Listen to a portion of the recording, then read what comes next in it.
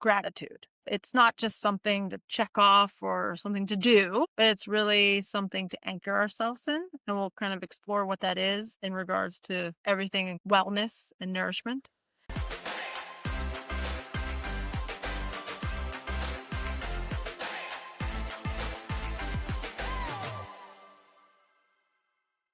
Welcome back to Illuminating Being, where we have been exploring the connection between what we eat, how we feel, and really who we then become. And so I think, before I jump in, for new listeners, I'm Dr. Elizabeth Cook. And if you've been following along, you've known we spent the last few episodes exploring, well, first it was like the senses, and then we got into this whole idea of rhythm and seasonality and really how our senses can guide us to the present moment, especially when we're nourishing ourselves. So it just continues to keep showing up in our lives. So here we are showing up again. We want to explore really the next step, maybe, or the next thought process. And that's what we'll explore today with Dr. Summers here around the practice of gratitude and how it's not just something to check off or something to do, but it's really something to anchor ourselves in. And we'll kind of explore what that is in regards to everything wellness and nourishment. So with that,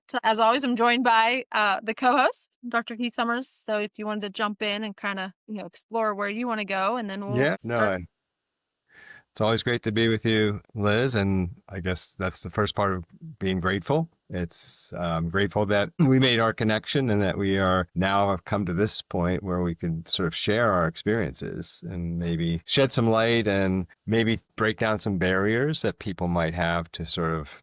It's not about even getting started because everybody is started in life's journey. So, and we just sometimes need to connect, find a space, safe space to talk about things, which hopefully this provides that opportunity for us to share these experiences and to know that, we come from sort of backgrounds, some differences, but we also are very interested in the evidence and the science. But the reality is that not everything can be proven, even if it's true. And so how do we get over some of those things? But I think gratitude sort of hit me this week, just reading about it and thinking about what am I not just happy about, but what am I thankful for? And how do we incorporate that into our lives? And I think, the simple things that we've done raising our kids and being raised by our families, writing your thank you notes, right? I mean, it seems like becomes objectified and sometimes loses its value because it's just sort of becomes a task. And so I think trying to take away the taskiness to things and having it become more an element of sort of our day-to-day practice, right? So I think that's really the essence of what we're seeing in this whole wellness sort of space. And unfortunately, everything needs to be monetized in this world to sort of seemingly be successful. And I think our goal is not to monetize, but to sort of, expand sort of the reach of this sort of space to the every person, right? Yeah. So just last night, I was, my eldest son graduated, so we had a graduation party, and with that comes gifts, and he's now an adult, and so I was thinking of like, how am I going to maybe I should have been better at will he actually write his thank you notes? And so it's interesting that we're having this conversation the next morning, but the difference of thankfulness, right, and gratitude. I think, and I've always explored gratitude with my children. It's, something I'll share here, but thankfulness is often reactive, or it's a response to a positive or kind action, such as, holding a door open or someone grabbing you a coffee. It's like a momentary acknowledgement. Where gratitude, I think, goes deeper, right? Like it's a state of being, I love that word, Yeah. aware, Researchable. right? Like a Right. conscious choice to recognize the value. And then and then we all talk about happiness, but then happiness is like, it's a state. So I know this is like, why do you and I jump on here? I think it's exploring language and kind of our backgrounds and our experiences and provide a perspective grounded in science while also, the understanding of the experience and kind of being in that space. There's something to give and provide and allow others to think about. Anyway, so one, I'm not sure I'll be able to get those thank you notes out, but I will be trying, and maybe I'll tie it more of putting them in a space of gratitude. before he writes. Right. And I think it's sort of the grounding. And I think to your point, the whole role of parenting is part role modeling, right? I think we've sort of touched on this in previous podcasts, and that never ends, right? I think once you're a parent, you're always a parent. So whether you're having an infant, whether you have a toddler, whether you have a teenager, even they become young adults, I mean, they're always watching us, observing us. And so, our behaviors matter. And so I think, we always have an opportunity, and this is something that was change, creating new habits, times it just takes a little bit of work, right? And so I think the payoff for anything is that, you just can't will it. You can't just sort of wish it. You sometimes have to work at these sort of things. So like becoming, you may have a given talent, you may have a certain innate ability, but to maybe take it to a next level and to do more with that will take sort of, like going to the gym. I mean, I think part of this is an exercise that's sort of like going to the gym, right? Where you're doing some repetitive workouts, upper body, lower body. One of the things that I try to talk about with parents in the office is just sort of our mind and body are not separate, right? But we have we have psychiatrists and psychologists, and then we have physicians. And so we've sort of, And we have many of us, spiritual leaders. So it's like you have these right. three sectors, but there's a very tightly aligned Venn diagram there.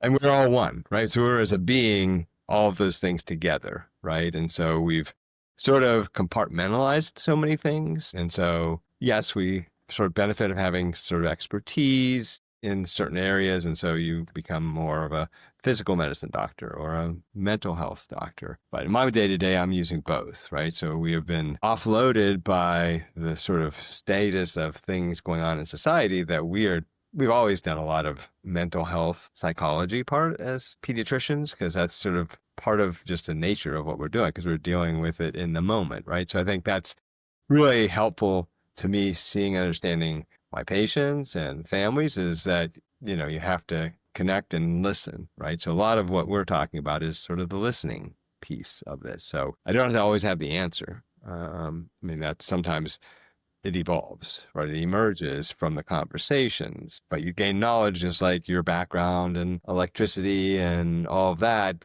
gives you an insight to the mechanisms of how it all gets built. But at the end of the day, it has to be delivered, and there are other barriers to that in all of our fields, right? That we have to understand the people. Yeah, so, I think you're kind of stating it, but as of right now, where we are, why do you think? Because I definitely, and maybe it's been happening much longer, but, now when it's here, it's like, why is it happening? But, why do you think so many people are drawn to this idea of gratitude practices?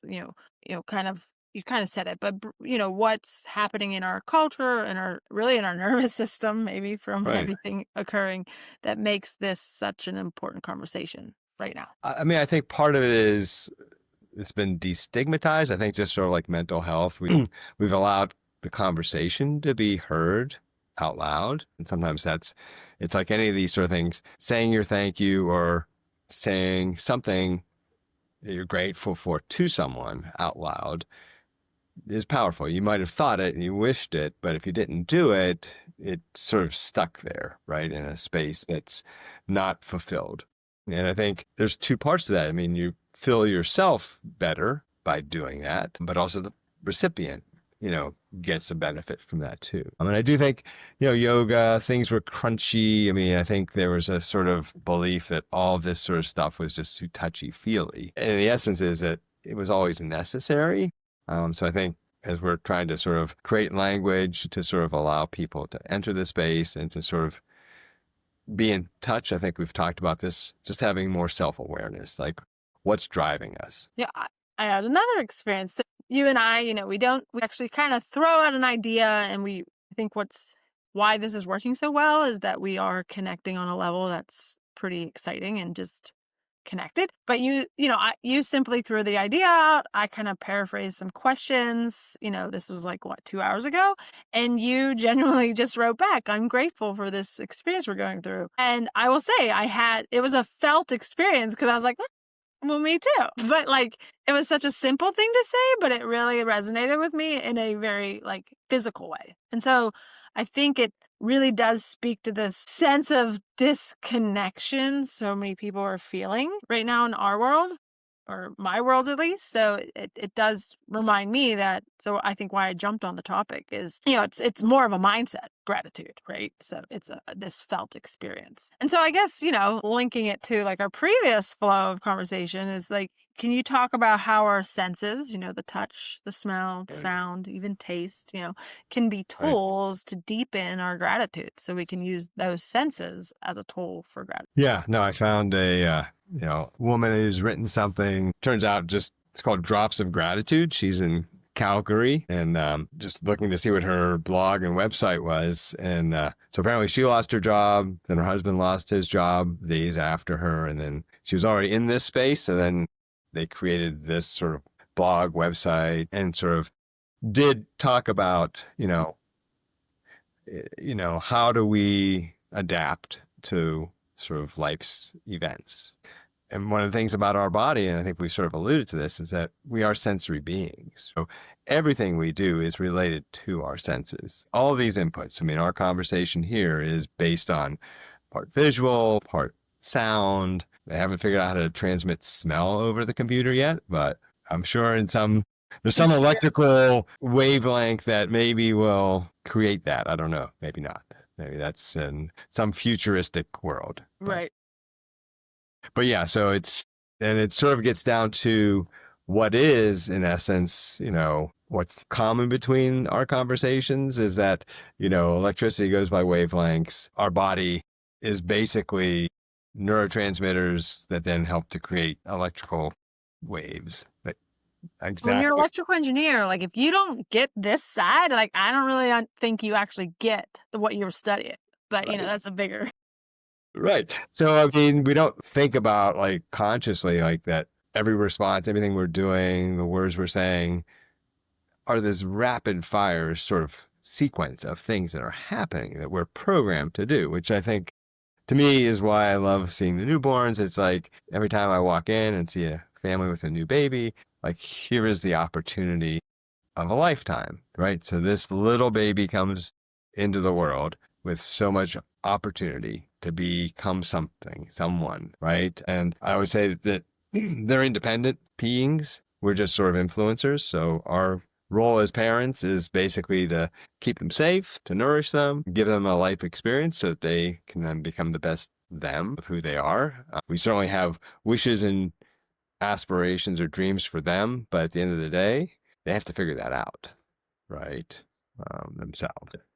Just being grateful. So it's sort of like this, she sort of looked at all the senses, like smelling the baby releases dopamine. It's a feel good transmitter, a neurotransmitter that, when you get a response, the baby gives a smile, you give a smile, like you get that response. It's the same thing for both of us. So that smell of a newborn evokes some of that. I mean, you definitely, if you've had a baby or been around one, there's a certain sort of aroma, right, that you can tell about a I baby. mean, you keep tapping into all these recent experiences I have. So I just, so, there was like a space where, I'm mothering and having babies and, and I see a baby, there's this like desire. And then there was like this, like, I didn't even need to hold a baby. Like I didn't like, there's generally like, it was like a distant, like it was a disconnect that I was having. And then I just got introduced to this little baby and I'm like, is this the grandmother coming into me? But it's a smell and it's like this like total like embracing connection of like that little baby. And they do give off like this certain energy flow that, you want to nurture and connect. And I just had it like, cause it went away for about 4 years there. And now I'm like, oh, maybe I'm like my maternal instinct, whatever that is like Yeah. coming back. But it was the smell, just that's so distinct. Right. And I think, we take that. It's like so many things. There's this other analogy that this psychology group uses as the iceberg of gratitude. So the things that are above the surface, like our work and our health and our upbringing, things that are sort of visible, it's sort of like this, the Sphinx and the pyramids. But under the surface are the things that are drivers of gratitude. Like you read a good book and you're like, have this funny sense of satisfaction and gratitude, or seeing the sunshine, which, to me, it's sort of one of those things. I wake up in the morning, or I hear the birds chirping and singing in the morning. I mean, those sort of things, just being thankful that that is a part of my day. It definitely brings in, we've had a few back and forths, and, in the last weeks, I've been to Colorado and we've been to the Botanic Garden, and each of these places had a trail of the five senses, right? So was it intentional of that we sought these places out, but they just happened to identify, right? And I think that reinforces the fact that our senses are sort of the key to life, right? I mean, it's our experiences are based on all of those senses. So appreciating that, and I think that's part of what I think Brene Brown is talking about, the appreciation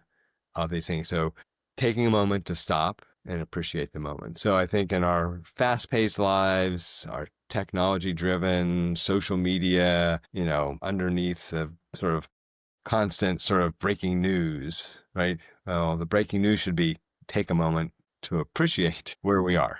And I would, one, we've said Brene Brown a couple of times, and to our listeners and viewers, when I jumped on the podcast, Brene Brown's book, Atlas of the Heart, was on Dr. Summers' bookshelf. And then so I had to grab mine. So there was, there's a tie to that. Thinking about this idea of appreciation and gratitude and like all of the noise. And I think one of the reasons why you and I are showing up is, there's a significant amount of noise, and how do you cut through that noise to maybe share wisdom or food of thought to those that, are actively seeking this information? It somewhat finds you. Like like the senses trail in Denver, and then at the gardens that you stayed at. Like you find that when you're in life and you're becoming aware and appreciative of moments, which is a skill set, actually. Sadly, I think it's a habit that we have to realize needs to be created if we did not have that benefit or that wisdom given to us at an Yeah. early age. Like it's like a neural connections that we should reshape. But what you experience is like when you tune into something, those spaces or that activity or that energy it's already occurring finds you. So, there's hope that you and I showing up, like our voices, our message, and I think why I write and why I have written is, a way to get some of this energy out, in a way that creates a ripple effect. So I want to tie back to the book. You mentioned Brene. Like, what about the Atlas of Heart kind of relates to our readers and, something they can dive into? Yeah, no, I think Brene Brown, I found her, I think, a TED Talk many years ago, and a number of her books. And I think that was the heart, it's sort of this compilation of her life's work of sorts. As being a sociologist and also a pragmatist, I think she really has a life experience, and what she's experienced in her life certainly has informed her, and she has an intentionality of trying to really, share that experience. Obviously, um, with sort of fame and all this sort of stuff becomes sort of the challenge of sort of like, how do we not only dispense some of this information, but, make it connect, something that people can connect with, right? And I think, how do we decipher it? It's sort of like translating things in Latin, things in Greek. Rail says it's Greek to me. Well, in that Greek is probably exactly what we're experiencing, even if it's in a different language, right? So I think no matter what part of the world you're living in, childhood, raising kids, all these sort of things have the same parallels, the same challenges. And in essence, I mean, if we look at the religions, I was just looking, they all have gratitude parts: Buddhism, Judaism, Christianity, everything, Islam. I mean, there's a gratitude piece. So I think it is a cornerstone of understanding that not only the being thankful, but the deeper part of gratitude for what exists. Yeah. And I guess, thinking about habitual, or like what is like creating habits around or something sustainable. It's not, for me, I do recommend to my children, and I do it myself, is, a journal entry on a daily basis where I list 5 things I'm grateful for in that moment. But like, fun fact, I've been doing it since 2016. And actually my podcast room had a little flood. So I had to take all, and I have all my notebooks in a stack. And one of my kids and even Jason was like, "What are you writing here?" It's like so sporadic. Like, so it's not like my journal is any kind of fluid stream of thoughts. It's these like scattered thoughts. But inside each one of them, on a daily basis is that gratitude. I mean, it started a very long time ago, but the first person I put is Jason. And the longer this has been happening, even when I'm like moody or grunchy, like marriage, there is strife. So like, but I still put his name there because it's like automatic. And then some days I'll go, well, like, is there anything else I'm grateful for? And I literally, and then I'm like, no. And then I also, the one is my health is something I put on there. But I think it's after so many years, there's this rewiring and this awareness. And so that experience of taking that moment and channeling it, is doing something to how I show up in my other daily actions. So there's just, believe so much power in just talking to oneself. If you putting it down as written, there are studies to say that there's a stronger neural connection of like that thought to like your overall responses later.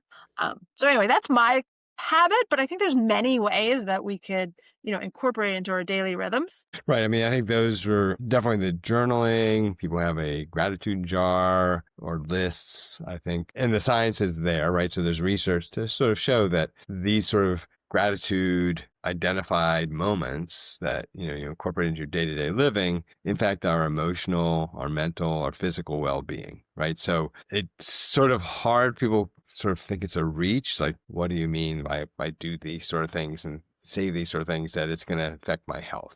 I mean, there's just non-believers like in so many things. So I think, part of it's trying to sort of dispel some of those sort of challenges. And like anything, that's a barrier, right? So I'm not going to purport that we're going to be able to change the world and get everybody to start a gratitude list or a journal, but there's something that, finding what will connect to somebody, right? So I think that's where having the conversations and listening to people and finding out, and I think we make a lot of assumptions sometimes. And I think that's where we sort of go down the wrong path sometimes, is that, if you start making these assumptions, you don't really know the essence of somebody.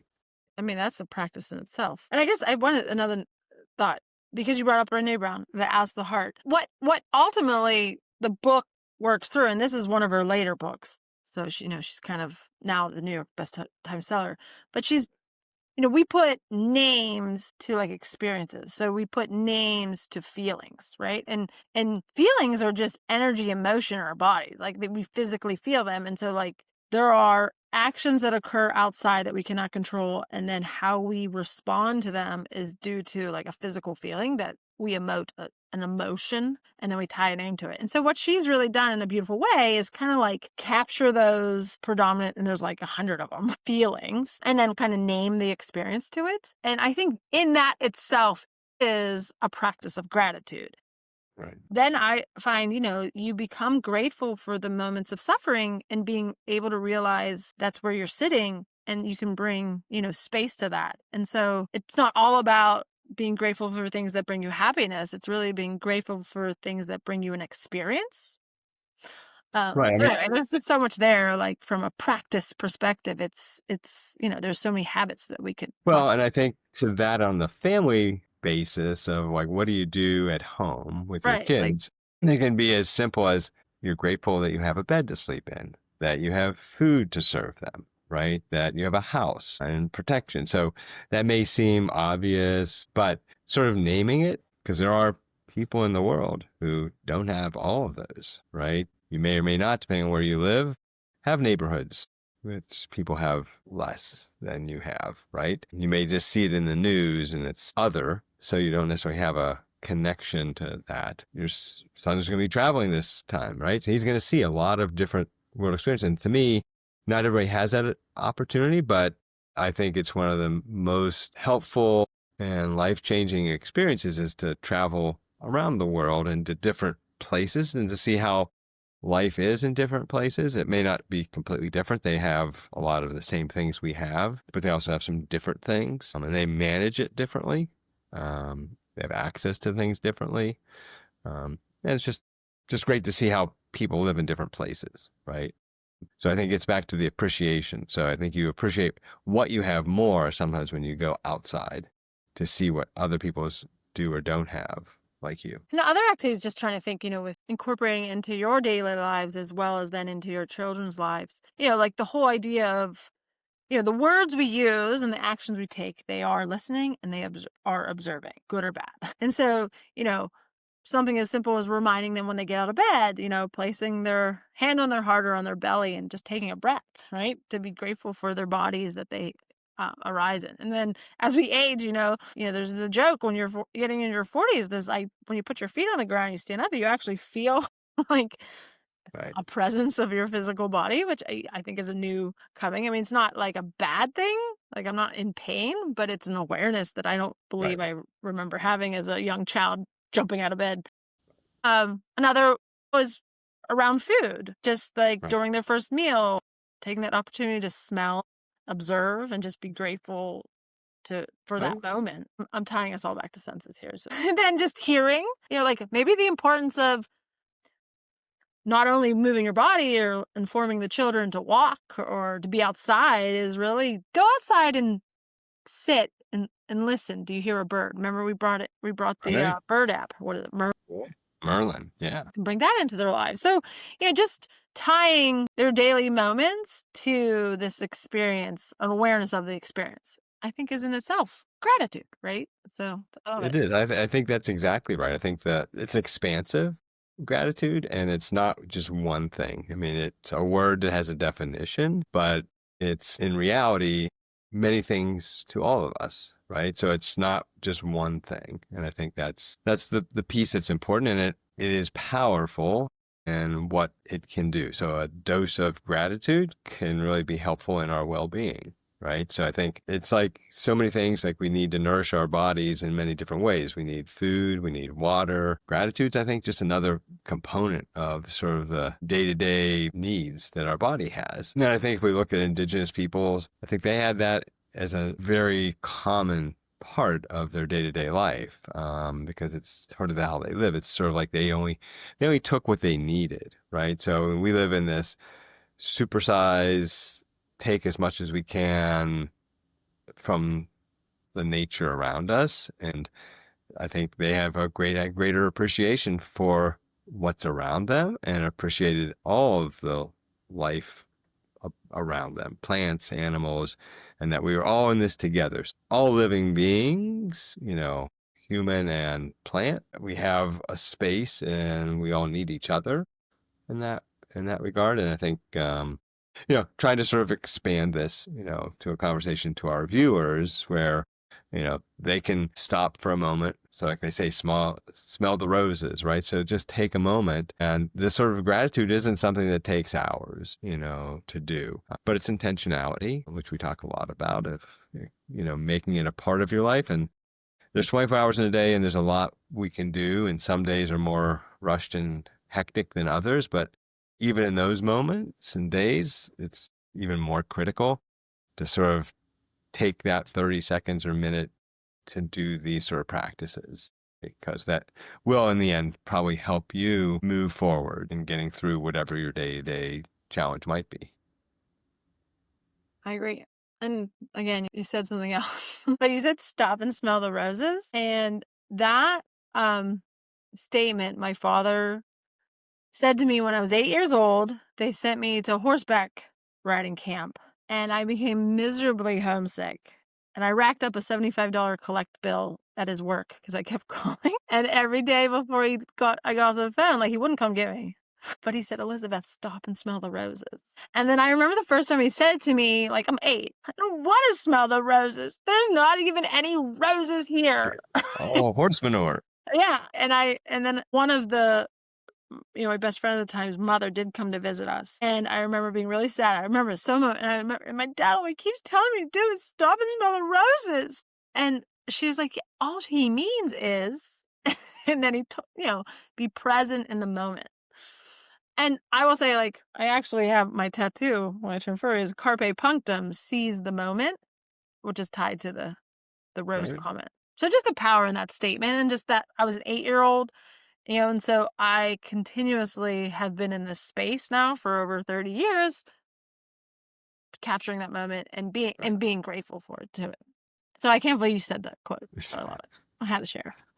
Yeah, it wasn't scripted, but I think that is a part of the beauty of this whole process, is that we stumble upon things, We have reminiscences, and we do have, so many things that we've had in our life experience that have impacted us. And in the moment, and as a child, we don't always realize what that impact's going to be and the wisdom of our parents, so to speak, right? And it's like frequently I'll say to the new parents, like, you have a greater appreciation for your parents once you become a parent, and you're like, oh, I understand why they did this because now I'm doing this.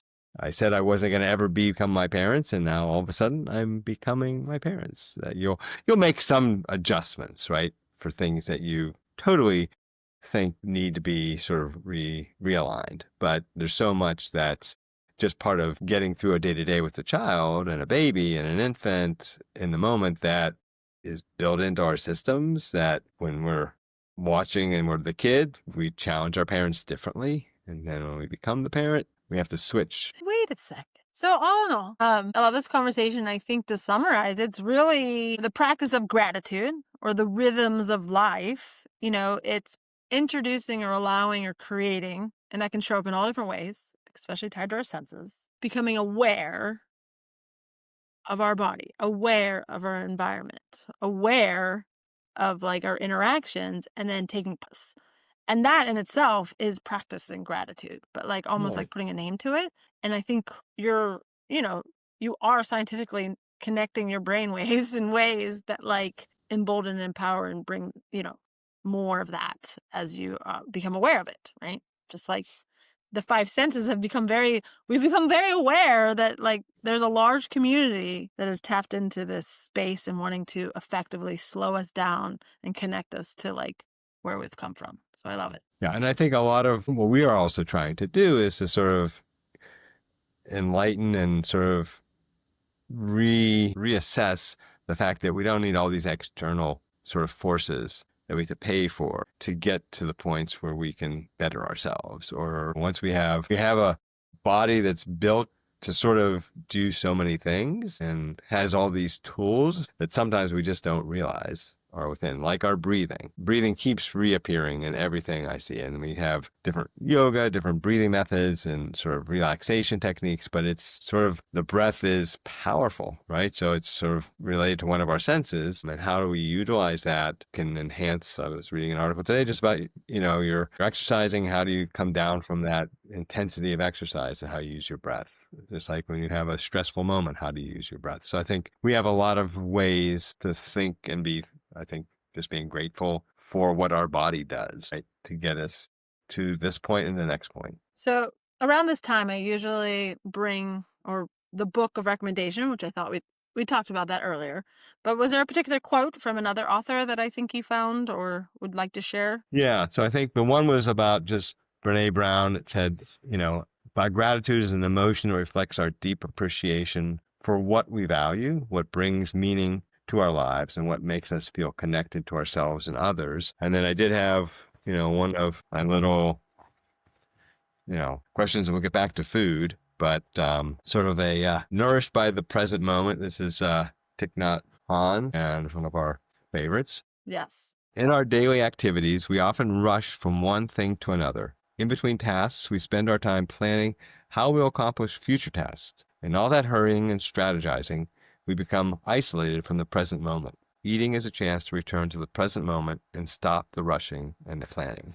So it's just sort of, Remind. a lot of times, taking your lunch break, it's sort of like eating while you're doing your work. So I think making sure you taste the food and enjoy the moment. Thank you. I think this conversation is a reminder to us as well as our listeners that wellness is not what's on our plate. I mean, it is also how we move and interact with the world around us. So it invites us, gratitude invites us to slow down, be present in the state of being, especially when you're eating. So I love this. And thank you for showing up and continue our conversation. Until next time. And any last parting words? No, I'd say namaste and just thanks for being a part of this illuminating being. I think I think we're touching on something that has a future, and its presence in our lives, in my life, has been sort of great value. So thank you. And for our listeners, if something in here stirred something in you, we would love to hear about it. What are you grateful for right now? We would be grateful for sharing the episode or just reaching out and providing your comments, or a review would be great. So with that, until next time, stay present, stay curious, and Be thankful. stay grateful too. But Yeah. yes, be thankful. Okay, till next time. All right. Take care. Bye bye.